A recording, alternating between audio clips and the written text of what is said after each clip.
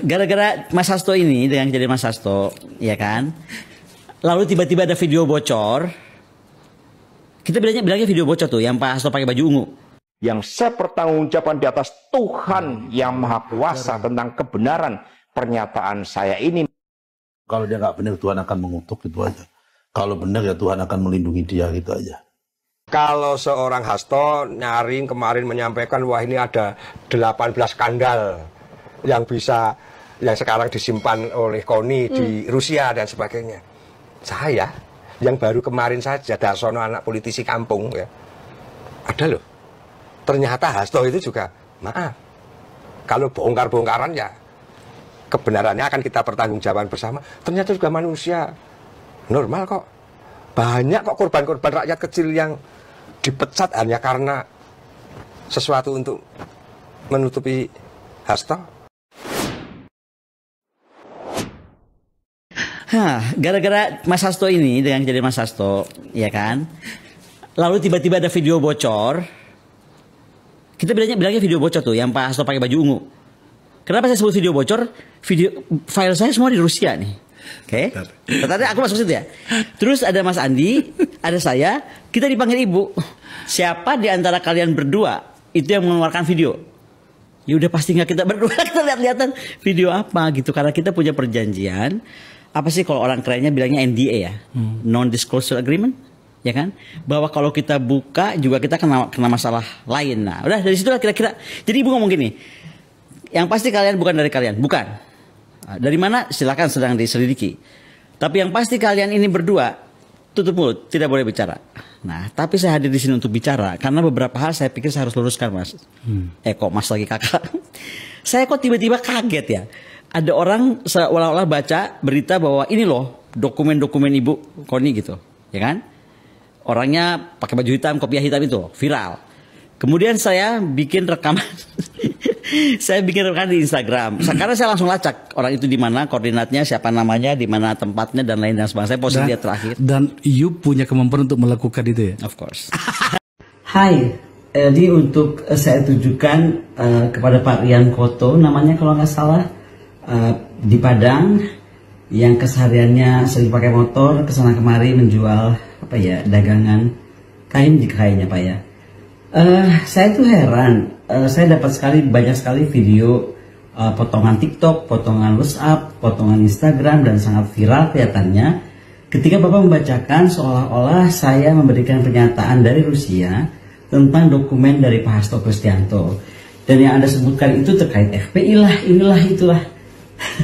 Pak Rian Koto, please, saya itu hanya ketitipan, dititipi dengan menandatangani notaris, di mana saya hanya dititipkan dokumen.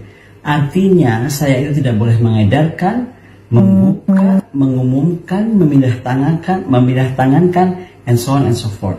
Jadi Pak, tolong di take out kalau Bapak mau viral, jangan bawa nama saya.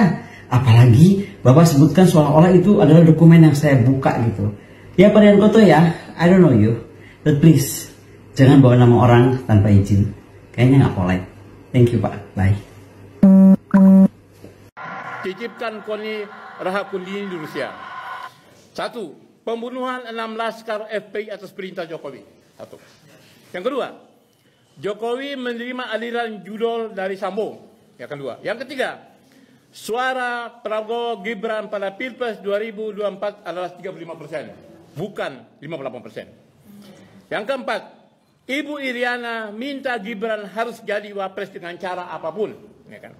Yang kelima, Jokowi mengantongi sekitar 1.000 triliun dari PSN, penjualan Kepulauan Halmahera, karena saya dengar ada sekitar 200 pulau yang dijual, ya kan?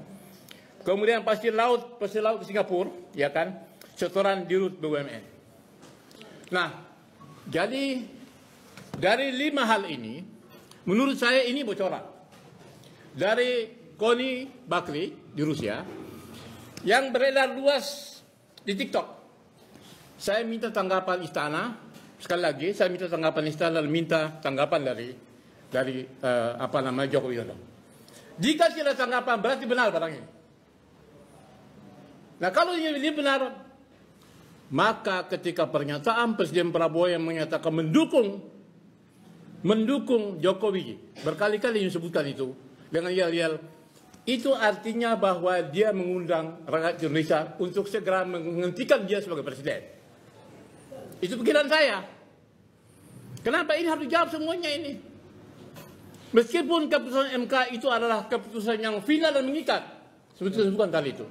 Salah satu hakim mengatakan tidak ada cawe-cawe.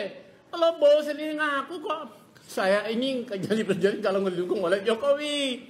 Itu artinya dia mengumumkan, membuat pengumuman, hei rakyat Indonesia, saya ini presiden kalau didukung oleh Joko Widodo di sampingnya itu. Nah jadi ini artinya bahwa perlu kita melakukan penekanan. Kita perlu mengirim delegasi, ya kan, selesai ini TPUA bersama dengan Komite Nasional Perempuan KNPBI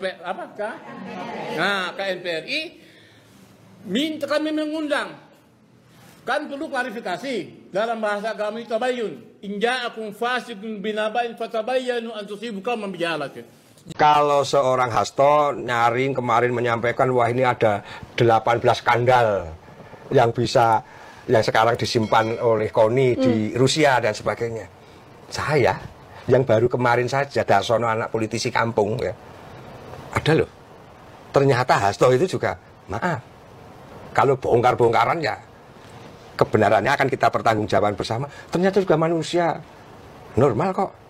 Banyak kok korban-korban rakyat kecil yang dipecat hanya karena sesuatu untuk menutupi Hasto. Saya sampaikan ini kamera Mas belakangnya. Mas Hasto, ada temuan loh laporan saya. Kayak itu, Mandarin contoh. Enggak perlu saya buka. Jadi jangan merasa paling benar lah. Bang Yudi boleh menanggapi, karena ini langsung nih. Ya. Tuduhannya kepada KPK yang tidak independen. Ya. Silakan Bang Yudi. Ya, masalah. Saya mau jelaskan belum clear. Ya, nanti dulu. Ya, Ada waktu nanti Bang Heru. Ada waktunya buat ini. Enggak, silakan. Oke. Jadi masalah KPK dituduh tidak independen, dituduh politis, pesanan, atau kemarin dikatakan nih KPK edisi Jokowi, itu kan hal yang biasa. Karena KPK kan adalah penegak hukum yang ujung-ujungnya adalah bagaimana ya proses ya penegakan hukum yang mereka lakukan itu kan nanti akan diuji di pengadilan.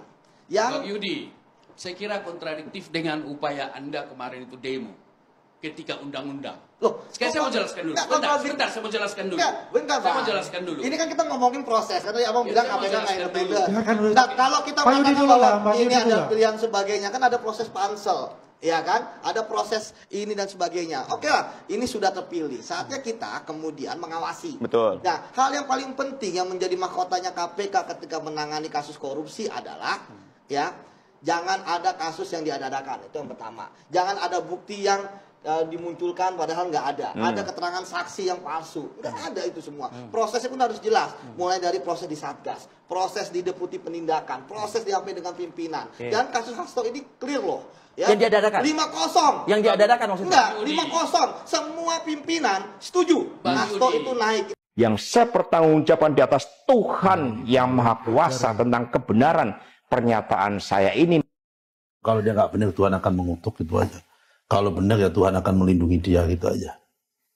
Kalau rumit-rumit apa kita? Kalau udah bawa Tuhan gimana lagi? Makanya jangan gampang membawa Tuhan dalam panggung kehidupan ini. Ya kan, apalagi untuk panggung kesaksian. Kalau dalam fikih itu ada nama, nanti ada afaknya. Kita ini Pak, kalau sumpah, kalau dalam Islam itu kan sumpah yang paling tinggi itu dengan huruf qasam. Huruf qasam ada 3. Billahi pakai ba. Wallahi pakai waw. Tallahi pakai ta. Itu kalau kita bohong, pertama itu akan ada bencana buat kita. Yang kedua, untuk menghindari bencana dia harus bersedekah, ngasih makan 1000 orang susah, orang miskin selama 60 hari berturut-turut. Itunya itu. Resikonya membawa itu sumpah membawa nama Tuhan.